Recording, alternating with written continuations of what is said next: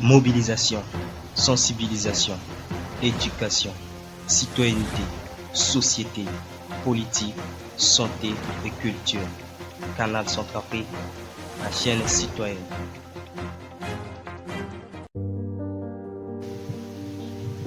La Centrafrique reste l'un des pays les plus riches du continent.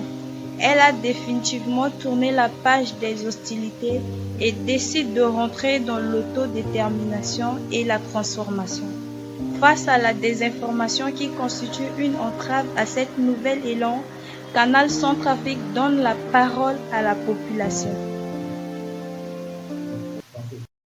Avez-vous entendu parler de la désinformation? Oui, j'en ai entendu parler. Ça circule beaucoup ces derniers temps dans notre pays. Ah, ok. Qu'est-ce que la désinformation selon vous? Selon moi, la désinformation, c'est une nouvelle qui n'est pas fondée et qui est racontée partout, un peu partout dans le quartier, sur le net. Oui, j'ai été victime de la désinformation. C'était une nouvelle. On m'avait dit ça.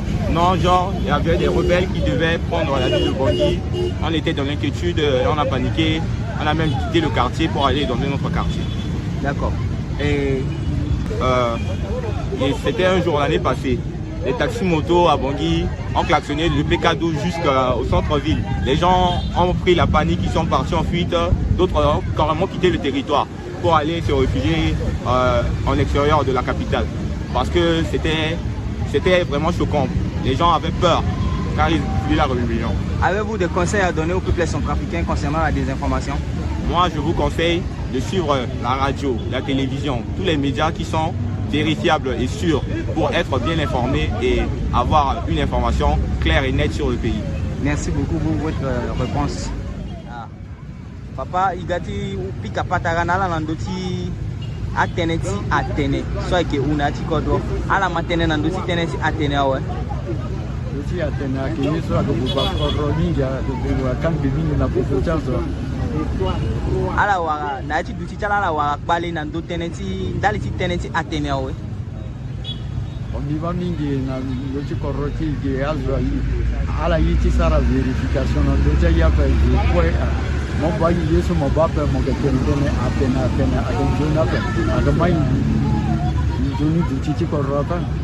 Ala ikina meni tapandeti atene ti fana azo wa bangoyi.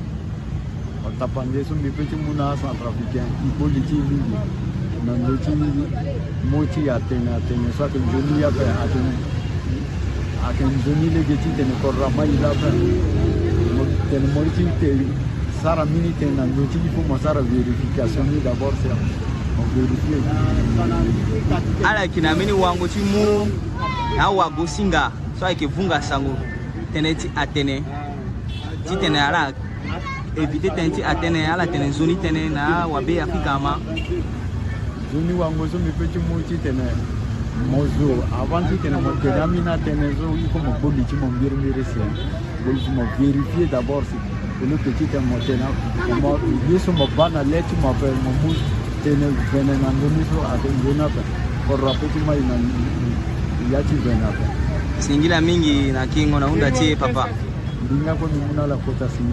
Singila. Merci. Avez-vous entendu parler de la désinformation? Oui, j'ai beaucoup entendu parler à la radio. Et selon vous, qu'est-ce que la désinformation? Selon moi, je peux dire que la désinformation, c'est ce qui concerne les informations dont on n'est pas sûr, mais on fait la diffusion quand même. Selon moi, c'est un peu ça. Dans votre vie, avez-vous été victime de la désinformation? Bon, je ne me souviens pas trop. Notre pays attend souffert aujourd'hui. Donc, ce que je peux leur dire, c'est que il faut totalement cesser de diffuser les informations par exemple, moi, si je ne suis pas d'une information, si je ne suis pas si sûre d'une information, je ne vais pas le diffuser. Alors, de la même manière, j'exhorte les peuples centrafricains à ne pas diffuser les informations qui n'est pas encore au clair. Donc, il ne fallait pas diffuser les informations. Une fois que, si tu veux diffuser les informations, il faut que toi-même, tu sois sûr de l'information. Il faut que l'information soit d'abord déclarée peut-être à la radio publiquement et peut-être là, tu vas diffuser. Et si tu n'es pas sûr, tu ne peux pas diffuser.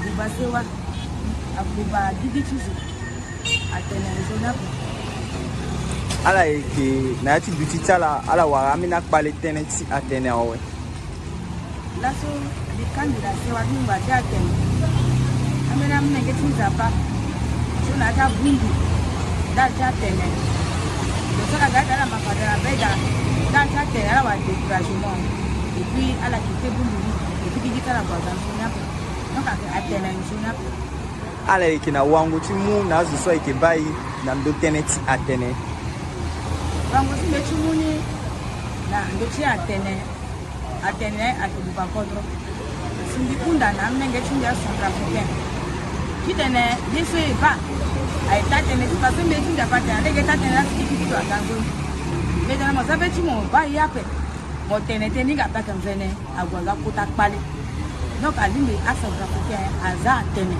asewa aza atene na yacha bundu iza atene na place ya kusala iza atene atena tensiona pe isa ke ti leke ngodro isa ke ti leke ngo ndi timeni fu wara timeni place kwa wara timeni ndo si apechi leke ngodro me atene afuchi emi lokota atene bira apechi ga imuloro lokota atene apechi ga na kui lokota atene apechi ga lokota sewa kangi lokota kole akangi izo ndi akangi lokota atene zona pe na mimi na menge ti ya sona pe isa atene esambela atene kono ti aganzo sewa ti aganzo ni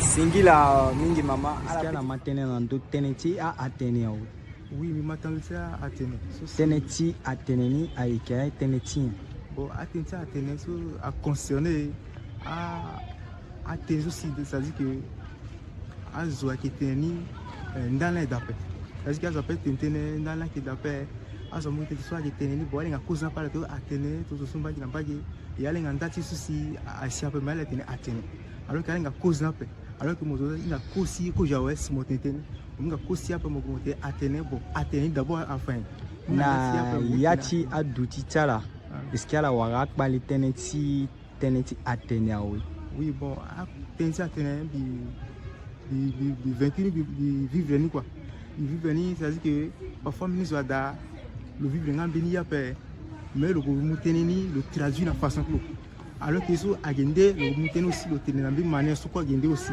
bon ça si l'intention qu'il a le gina le tenir dans benzo a gana problème na ti code et puis a gana division à travers atene gana division ni za code ala kina meni wango ti muna wa be Africa na ndo teneti atene oui atene ni pesi wango sim petit muna la agite il faut que à la précipité tenir qui rappelle parce que Atene a gagné division mingi Atene a gagné kambi Atene a gagné problème na kodo Atene a gagné problème na société na vie conjugale so Atene a gagné à parler c'est pour cela qu'il fait il y a Centrafricain à limite changer mané sango tenetani parce que egiteni avancer na kodo il faut nganda ti nduna ouais son petit tene mo tene nazo et puis il y a un tene si à limite alim te corsi a vu à avancer il fallait il tenait en était une kirkira et selon wango zo pe kuna yi ambati bia wa be Afrika la singila mingi ita na tenesto ala kir na tene na yi na ndo teneti atene na mbageti mandaba est-ce la matene na ndo ti atene awe ouais mi matene ndo cha atene akanchuna pe aga na problème apeti kambi adi sewa et puis akambi ya chi contrôler yeso la inga na ndo ti teneti atene aken bon yesu minga ndushi atene information zo amunamo a été assure après il faut que mo bichinga yesu si le tenamo si mo sûr nani na mbimika que atene antuna ala kina meni wango ti tenala muna ita wa be Africa na ndo teneti atene ouais mbina wango chimso mimu que tenso zo aga tenamo ndo chi atene il faut que mo sûr nana pe qui information joni c'était moyinga que personne était mo so est-ce que est réel ou la réel appel bon na limite atene anjona singila mingi na kengo na unda tie itawali